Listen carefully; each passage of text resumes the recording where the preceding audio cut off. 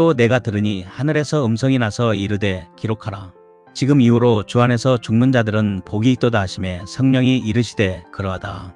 그들이 수고를 그치고 쉬리니 이는 그들의 행한 일이 따름이라 하시더라.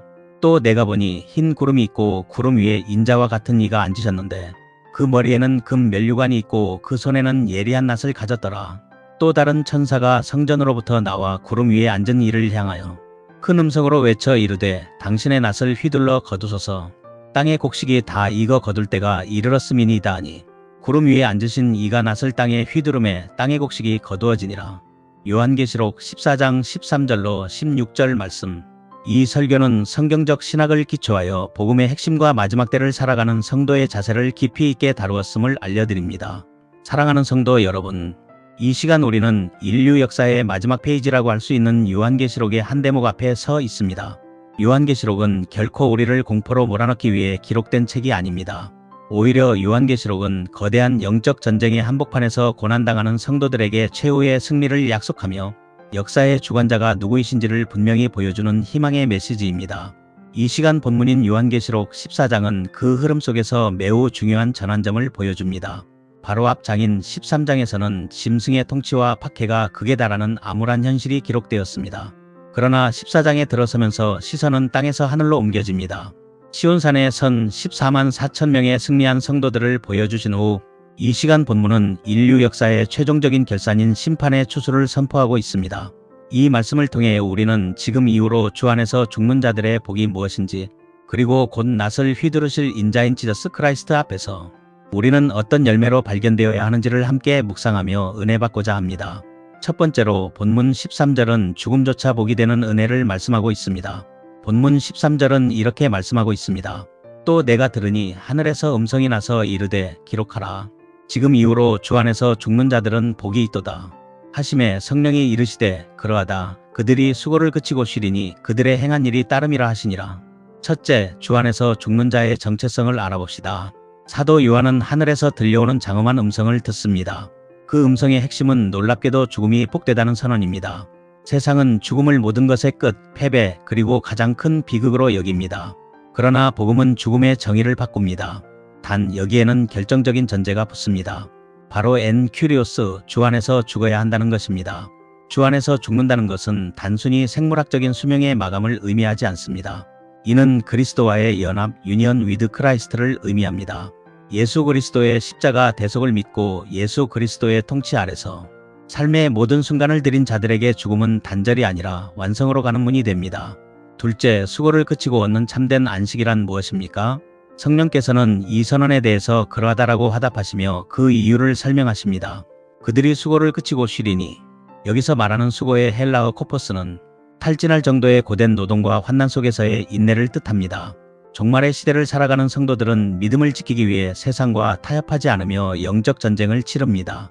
짐승의 표를 거부하고 어린 양의 인치심을 받은 자로서 겪어야 하는 고난이 있습니다. 그러나 죽음은 그 모든 눈물과 싸움을 종결짓습니다. 하나님께서는 하나님의 자녀들에게 영원한 안식 사바트를 허락하십니다.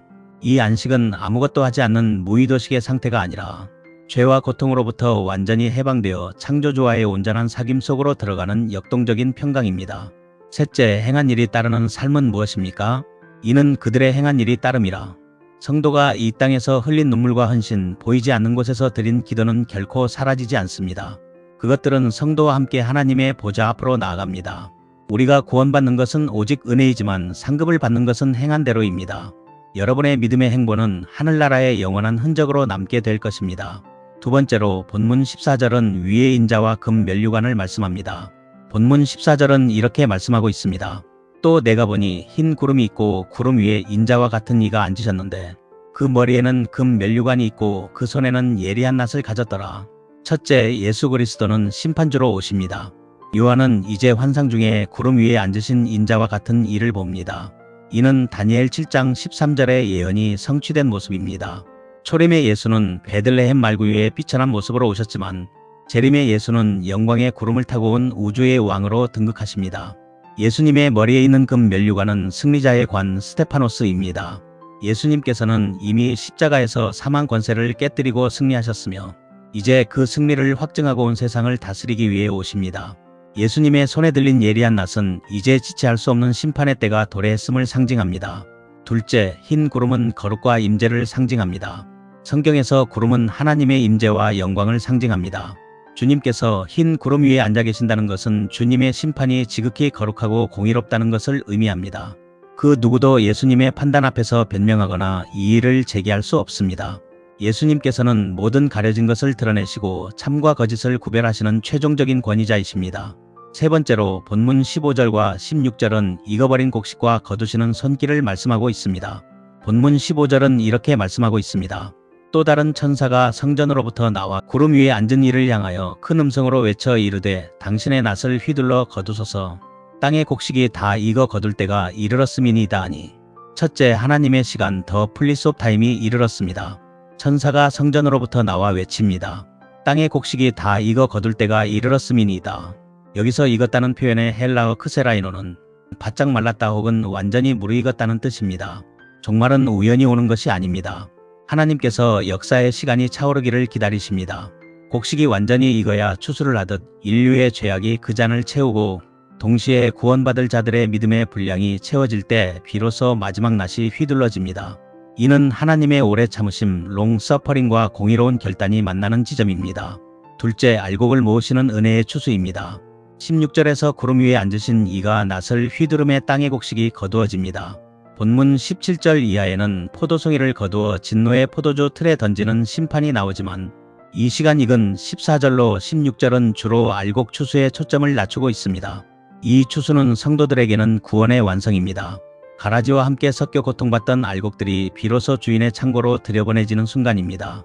주님께서는 주님의 피값으로 주고 사신 백성들을 한 사람도 놓치지 않고 거두십니다. 세상의 환난 속에서도 끝까지 인내하며 믿음의 열매를 맺은 자들, 그들이 바로 이 영광스러운 추수의 주인공들입니다. 말씀을 맺겠습니다.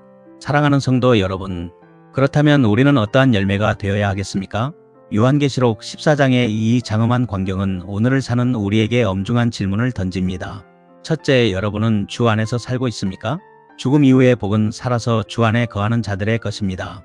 내 삶의 주권이 나에게 있는지 아니면 금 면류관을 쓰신 그리스도께 있는지를 점검하십시오.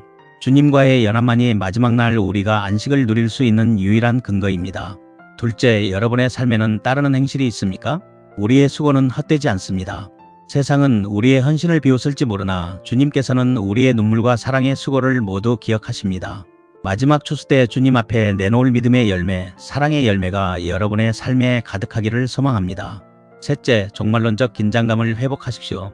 세상은 영원할 것처럼 보이지만 하늘의 시간표는 곡식이 다 익었다고 선언하고 있습니다. 주님의 낫은 이미 준비되었습니다. 우리는 막연한 두려움이 아니라 신랑을 기다리는 신부의 마음으로, 그리고 추수꾼을 기다리는 잘 익은 곡식의 마음으로 오늘을 살아야 합니다. 사랑하는 성도 여러분, 종말은 파멸이 아니라 완성입니다. 주님께서는 곧 오십니다. 그날에 주님 앞에서 잘하였도다 착하고 충성된 종아라는 칭찬을 들으며 모든 수고를 그치고 영원한 안식에 들어가는 저와 여러분이 되시기를 주님의 이름으로 간절히 축원합니다. 기도드리겠습니다. 역사의 주관자 되시는 하나님 아버지, 오늘 요한계시록의 말씀을 통해 마지막 때의 영광스러운 비전을 보게 하시니 감사합니다. 우리가 이 땅에 썩어질 것에 소망을 두지 않게 하시고 구름 위에 앉으신 인자 우리 주 예수 그리스도만을 바라보게 하옵소서. 환난과 유혹 속에서도 믿음을 지키며 주 안에서 죽는 것이 복되다는 확신을 가지고 담대히 살아가게 하옵소서. 주님께서 낫을 휘둘러 곡식을 거두실 때 부끄러운 가라지가 아니라 잘 익은 알곡으로 발견되도록 우리의 삶을 성령으로 충만하게 하여 주시옵소서. 우리의 눈물을 씻기시고 영원한 안식을 주실 우리 주 예수 그리스도의 이름으로 기도드립니다. 아멘.